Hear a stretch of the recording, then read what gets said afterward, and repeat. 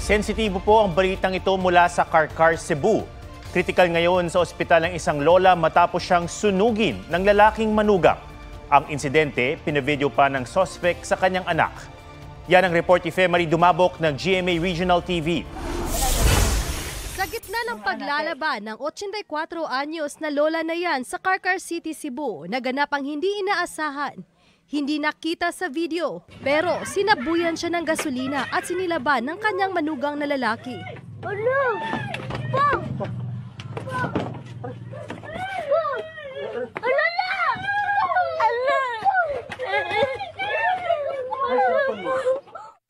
Kritikal at inoobserbahan sa ospital ang biktimang nagtamo ng third-degree burns. Ang video ng insidente kuha ng 11 anyos na apo ng lola sa utos daw mismo ng kanyang amang suspect na lasing daw noon. Nakuha sa cellphone papa na ko, iyagatag na videoan daw yung lula.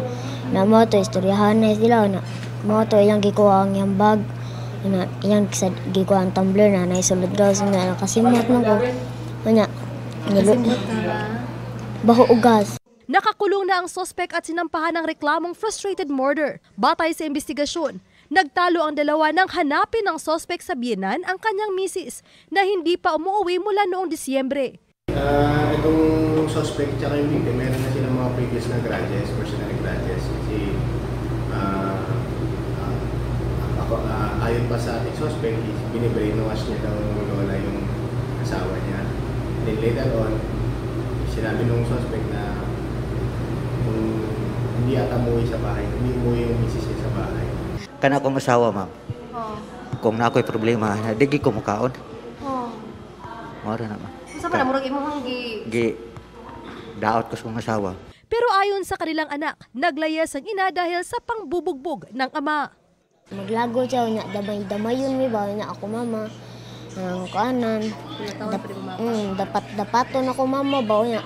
Bakos, kuha sa bakos. Ato pumipuyo naga, kuha sa bakos. Kuyawan ko ato, pakita lula na ko, banan iling ato na yung gibuhat.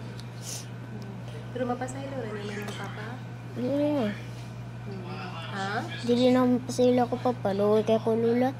Tiguwang na gud ako lula, gud nga, iyang gilanganan, wali respeto. Fe Marie Dumabok ng GMA Regional TV. Nagbabalita para sa GMA Integrated News.